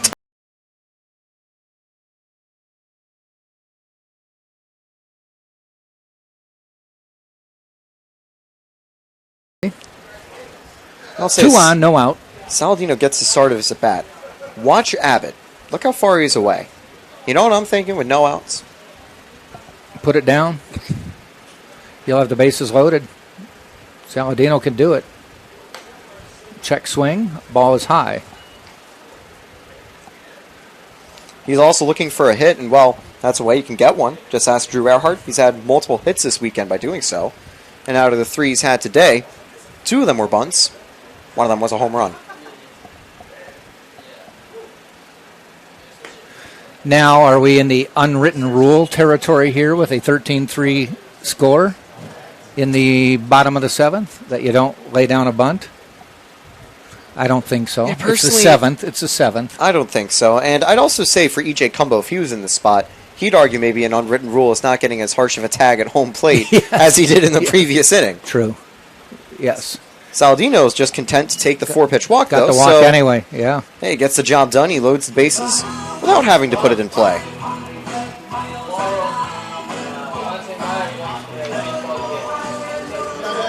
Garavito to the plate. Bases loaded, so Shalley, coming in relief to start the inning, has pitched himself into a little predicament. Garavito, fly out, ground out, and a base hit.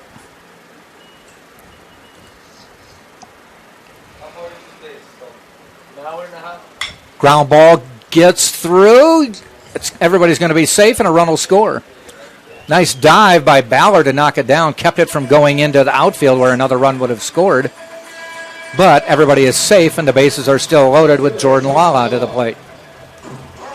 Yeah, that would have definitely sent Gutcher home if it got to the outfielder. Would have been a tough play for Cox at home plate. But, yeah, Ballard keeps it on the ground and can't stop one run, but it's a 14-3 Spartan lead. And this is now the most runs they've scored in a game this weekend. Yes, 12, it is. 13, 14. Yep. And we're only in the 7th of this one. Whew. Fouled off. Spartans will still have 6 more outs to play with. Yeah. Lala with a double, a walk, a line out, and a base hit. So a 2 for 3 day in this one, the nightcap. But he's reached 3 out of 4, and we mentioned how he gets on base more than half the time. Looked at one, call strike.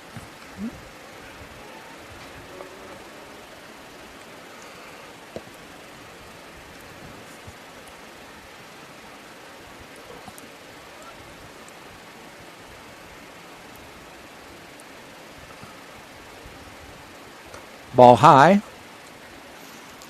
1-1.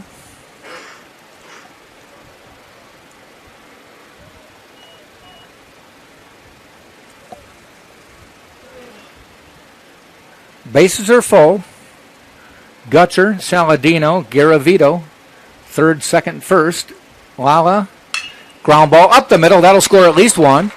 Heads out to Gelwick, and they're sending both runners. Heading to third. The throw is in. Yes, he has 2-run score. 15-16 now to 2. Or 3. 16-3. Gutcher scored. Saladino scored. And Garavito over to third.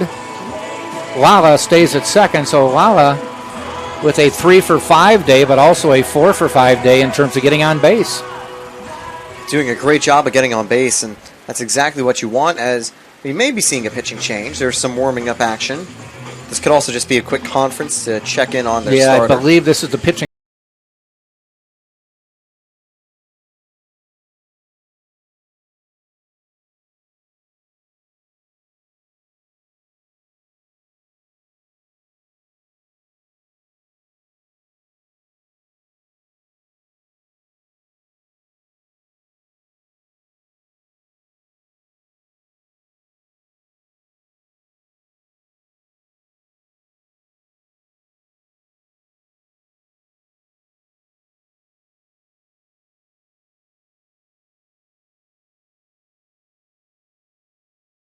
For their second inning game. Yeah. Back in the last season's postseason.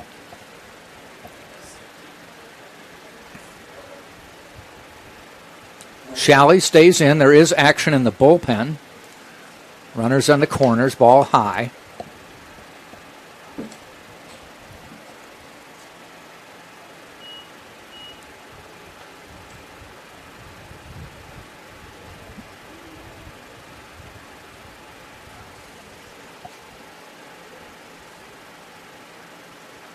Tapped foul.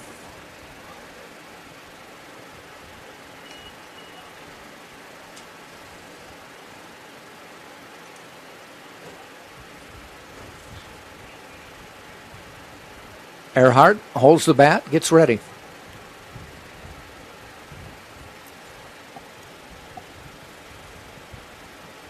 Ground ball just foul. Garavito had to dance out of the way of that one.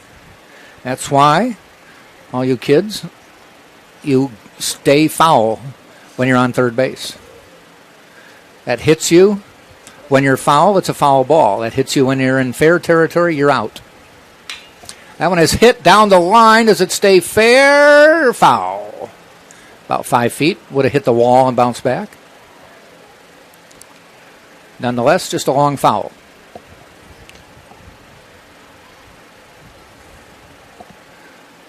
So 1 ball, 2 strikes still to Earhart.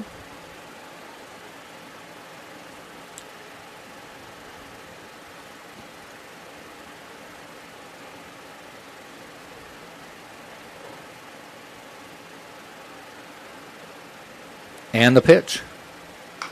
Tapped, fair ball down the line, almost a swinging bunt. They throw, safe. Run scores. Andriol tried to stretch it out.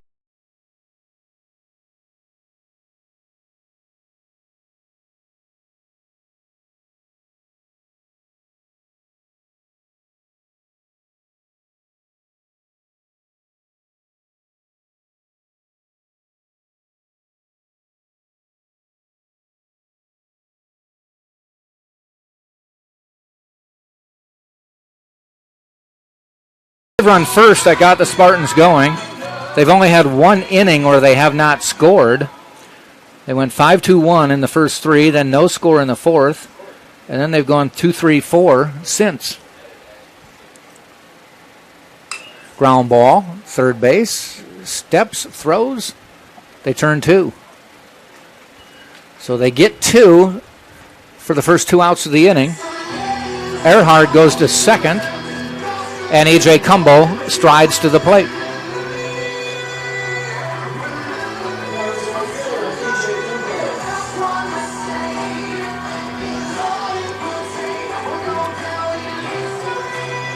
It was a good play there by Abbott to recognize he had time to get over, step on third for the force, and still get the runner, or at least have a chance at getting the runner, and a strong throw got him.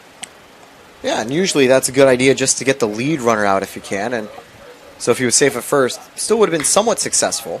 Ground ball out to Wyke at second base to Andriol to end the inning. Spartans add 4 more onto the list and have now taken a 17-3 lead as we head to the 8th on TampaSpartans.tv. Champions know how to seize opportunities. When they see moments of greatness unfold right before their eyes, they push as hard as they possibly can, and then they push harder. Because the heart of a champion never settles, never quits, and never stops giving its all. We are champions. We are Division II. We go big, we give it everything we've got, and we win. On the field, on our campuses, in our communities, for our causes, in our careers. We rise to become champions in everything we do. We are Division II, and there are no limits here. We make our time count. We set our own path. We become champions on our terms. It's time to up your game, because we're here to play and learn. But most importantly, we're here to discover ourselves, our vision, our heart, our drive, to achieve every goal we aim for, because we want to be champions at the highest level, life. At Division II, the opportunities are here. Are you ready?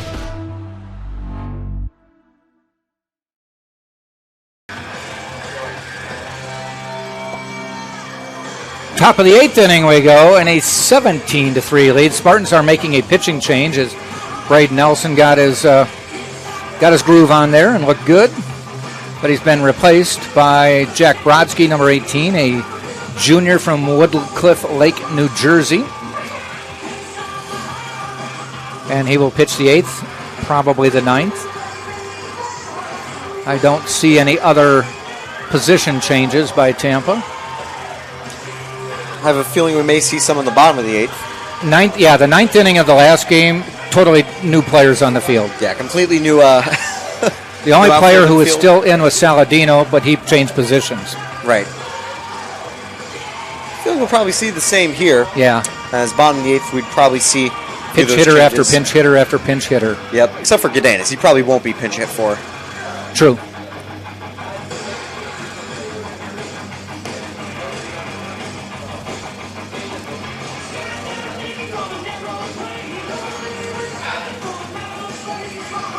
So Brodsky finishing up his warm-ups.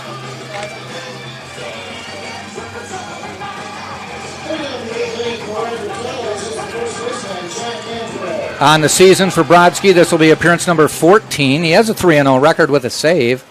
18 1/3 innings pitched, 7 hits, 4 runs, 1 earned, walked 4, struck out 20, a 5-1 strikeout to K ratio.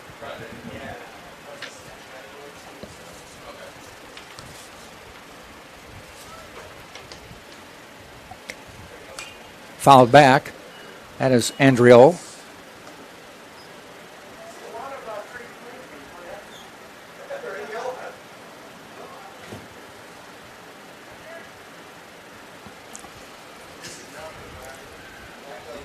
Brodsky out of the stretch and fires. A little bit low.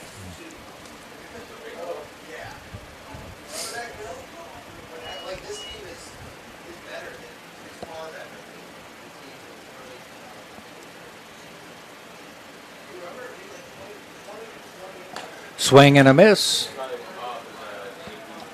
1 ball, 2 strikes.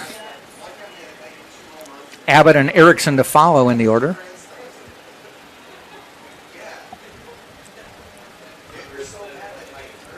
And there go the Spartans with the shift. Once they get 2 strikes, then they put the shift on Andriol. Ball high. I think I have a feeling why they did that. The bunt he tried in his previous at bat. Yeah. I think they wanted to discourage it until they knew that a bunt was going to be a risky play. Yep. They did that last inning, too. Actually, a couple times they've done it.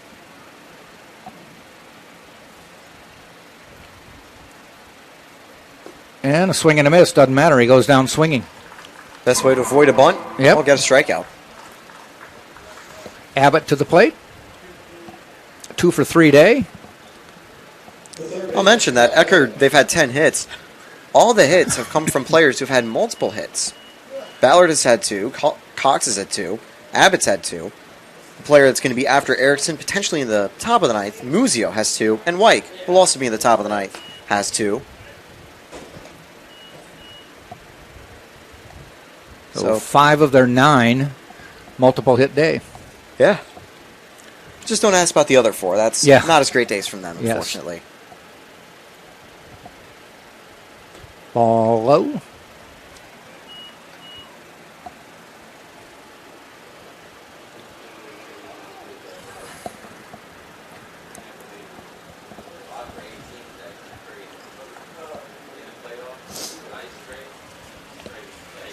And the pitch.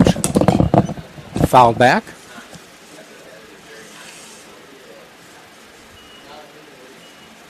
Two balls, 1 strike.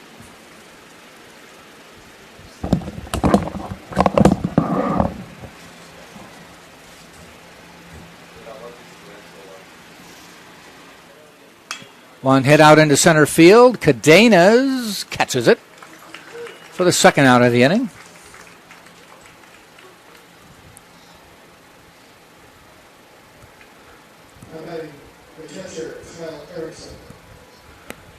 Erickson to the plate.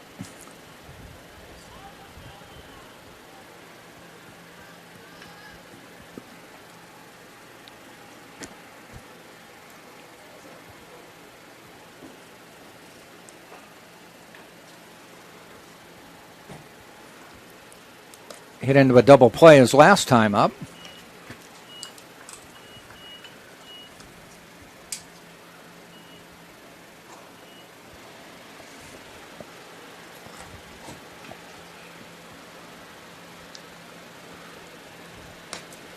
Catches the outside corner. Strike 2.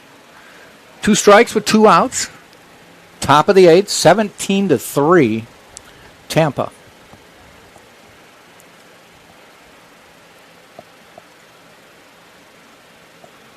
Ball outside.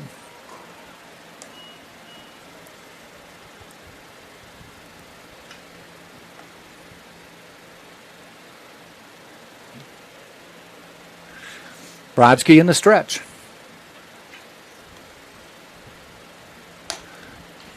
Just misses. I think you saw Saladino and Eckerd ready to go on that. I think it might have been strike 3. That was right about where the previous one was that he called a strike. Maybe just a little more outside, maybe a little higher. Coin flip went Erickson's way that time. 2-2. We'll go full.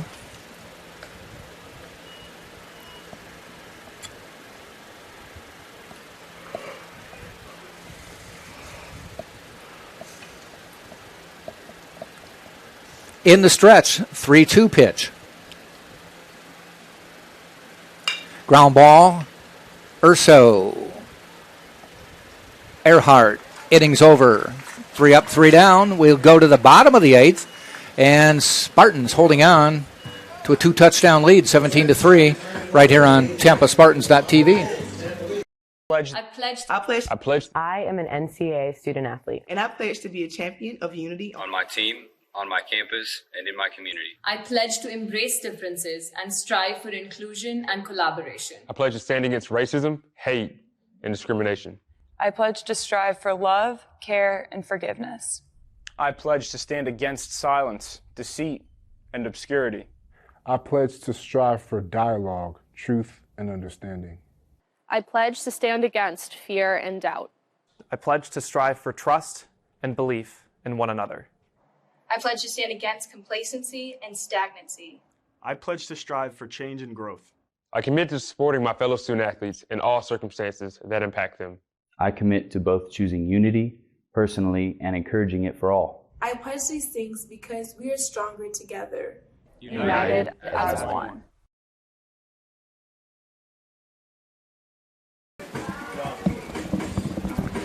We head to the bottom of the eighth. Into pitch is number 17, Curtis Perry, a sophomore from Fall River, Massachusetts. See if I can get some numbers on him. This is has an ERA of 7.17, 2-2 on the year. This will be appearance number 11. One of them's a start. And 21 and a third innings, 27 hits, 17 runs, all of them earned, 7 walks, and 12 strikeouts. And here, as you predicted, Jack, the long list of changes. I can tell by the theme song playing. It's Jorgensen leading off. McAllister Jorgensen will come up.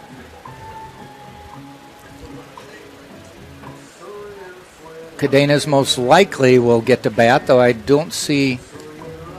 I see 40 and 16. Jorgensen is 16. 40 is, it is Cadenas. Yeah, why'd I think he was 10?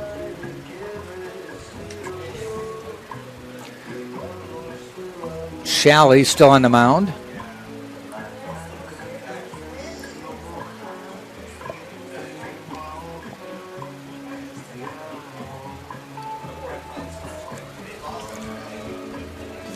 All right, take that back. Curtis Perry, I already introduced him. That's why it's taking so long, giving him his extra pitches to get ready. Here comes McAllister Jorgensen to the plate. Had a pinch hit appearance in the last game.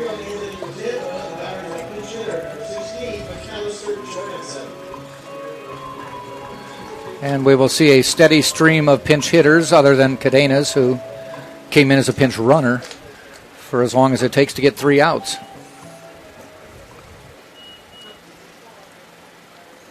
First pitch to Jorgensen, and he hits one out into left field. Does it get down? Base hit. Solid single for McAllister Jorgensen. Cadenas to the plate. That's great for Jorgensen. He only had 1 hit entering the game, and it's good to see him getting a second of the season here. So we've got Cadenas coming to the plate. Adam Hunt as a bat waiting in the on-deck circle. Cadenas singled to right field his first time up after coming in as a pinch runner for Jamarcus Lyons. There's a strike.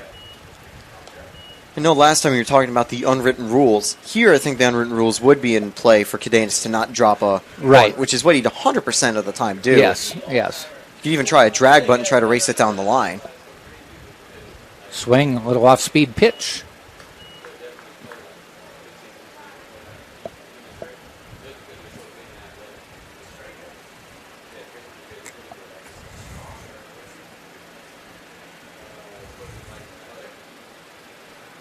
Perry fires. Ball hit out into center field. Backing up a couple steps, making the catch is Gelwick. Fighting off the sun a little bit.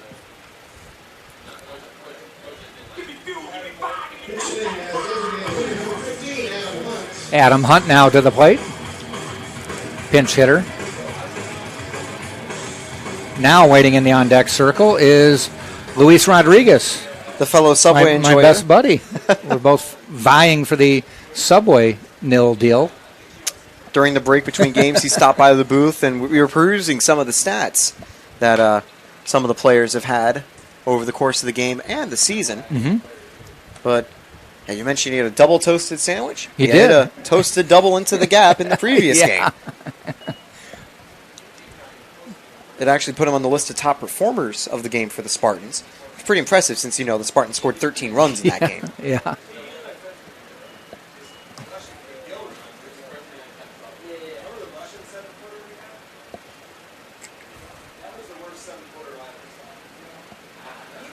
Perry sets the pitch to Hunt.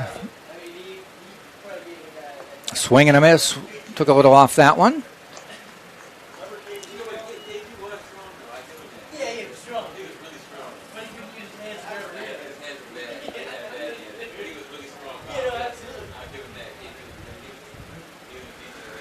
One and two. Hunt fouls it off, stays alive.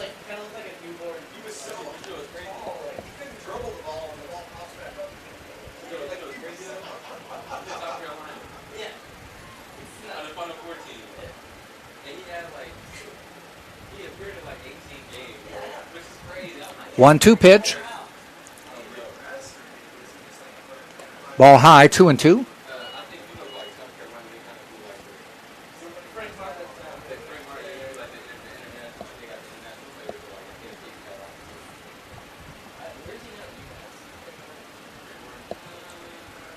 And the pitch. Ground ball out towards second. Wyke to shortstop. The return, double play to end the inning will go to the ninth. Spartans probably have no qualms about giving up the double play to get to the ninth. So we head to the top of the ninth. Spartans up 17-3 on TampaSpartans.tv.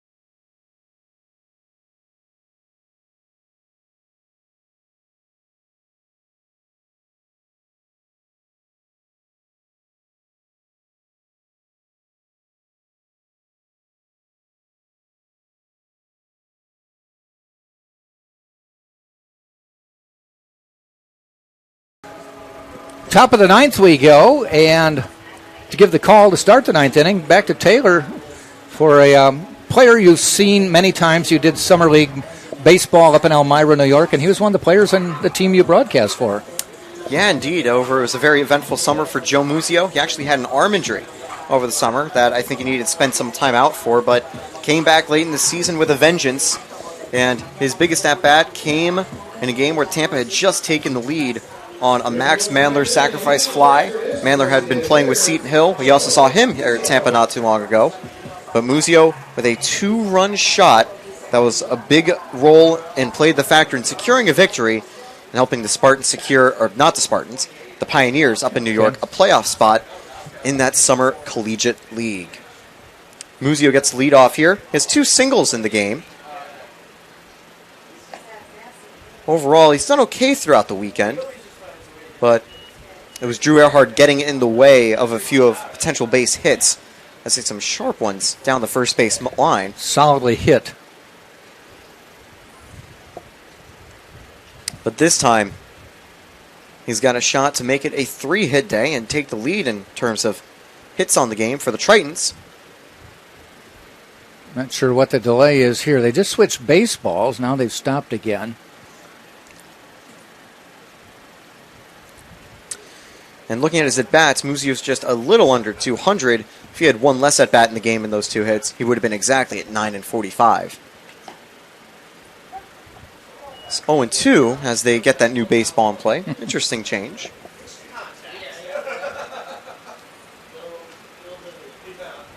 Now the 0-2 to Muzio.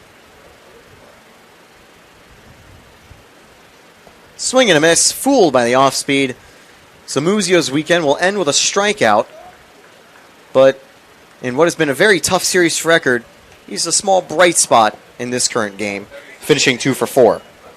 And I'll hand it back over to you as you get Wyke underway. All right. I do want to ask you while we got a few seconds here is You are doing baseball games during the week as well. Yes. Explain what that is. So I've currently started working with For the Fans Sports, calling some games from the Pacific League over in Japan with the NPB. So you're doing Japanese baseball, the Pacific League. Yes. Basically, if you ever... English language broadcast. Yep. If you're in the United States, which may be a disappointment to, I think, Koch's family if they're watching from Germany, because Koch had recently taken them out in the previous game. Mm-hmm. If you're in the U.S. and I believe maybe Canada, you have access to games thanks to FTF Sports from their live stream link on Twitter. You can go and check out some of their matchups. Last week, the group had broadcasted the exciting matchup between Roki Sasaki and Yoshinobu Yamamoto, two of the best pitchers in the world at the moment. And yeah, that's where I'm currently working and doing some Japanese baseball. And it's the Japanese equivalent of the major leagues, right? Yes, it's the NPB. It's one of the second best professional league in the world in terms of, I'd say, prestige. And you are in your room, watching it on TV and broadcasting. Indeed, streaming from the dorm room. And surprisingly, it actually works quite well. Yeah. Well, so many broadcasters did that during COVID. Exactly. They made it, figured out how to do it. It's a little bit easier to do these games in person, less buffering from streams that I'm watching. Mm-hmm. How'd you get hooked up with that? Knowing a guy? Knowing a guy? Know someone who knew someone, huh? Yeah. Drop third strike. Garavito to Earhart. And we've got 2 outs. And by the way, there was a pinch hitter there. Boudreau came in. Okay. And we'll see if Ballard, it's going to be a change for him as well. Okay, number 20 coming in. That is Weston Wiles, a sophomore from Fort Myers, Florida. Last chance for Eckerd against Jack Brodsky. Tampa has put up 42 runs this weekend. We mentioned they were averaging about 8+ a game. I think that may climb close to 9, if not over 9 now, because that's a 14 runs a game average this weekend. Yeah, just a wild burst of offense here from the Spartans, and I think it surprised both of us. Well, we know how good the Spartans are. Yeah. We know how good their offense can be, but to go back to back to back in dominant victories like this. I mean, we're used to saying, 8-2, a typical win. Yeah. And you say, okay, they won by 6-7 runs. It's just kind of a common Spartans victory. Yes. This one is something a little more special as it goes foul. And we're not trying to be cocky in any way. That's reality. Yeah, and that one was just a foul ball, not even a foul series here. Yes. Well, the Tritons, I think, will fall to 16-17. They can rebound for the end of the season, and they're doing pretty good in the Sunshine State standings. Sadly, they might occasionally have to chalk up the Spartan series as 3 losses. 1-2, there's the strikeout to end the game. Kind of an anticlimactic finish, but strikeout for Jack Brodsky, so the Spartans win it. Final score, 17-3. Spartans, 17 runs, 17 hits, no errors. Eckerd's 3 runs, 10 hits, 4 errors in the game. Now, Eli Thurman only went about 3+ and then left with an injury of some sort. So probably Dalton Ross to get the win? I think so, because I believe you need 4 to get the win as an eligible starter. Yeah. So that would be handing the win over to our very own Dalton Ross. A little disappointing for Thurman. Yeah, and we just hope it was nothing more than maybe a blister or something like that. I agree. Spartans now, 30 wins on the season. They are 30-7 overall on the year, 19-2 in Sunshine State Conference play. So they will hold the lead over Rollins. Rollins next week would have to win all 3 just to keep pace, 1 game behind Tampa. Eckerd, 5-13 now on the year, 16-18. Spartans go to Barrie next weekend, and we'll be on the road after that to St. Leo. So we will not be back until the first weekend in May when Lynn comes to town for the final 3 games of the Sunshine State Conference season for Tampa. So for Taylor Stolworthy, Arnaldo running the board for us, doing a great job as always. We will see you in 3 weeks, I should say, right here on TampaSpartans.tv.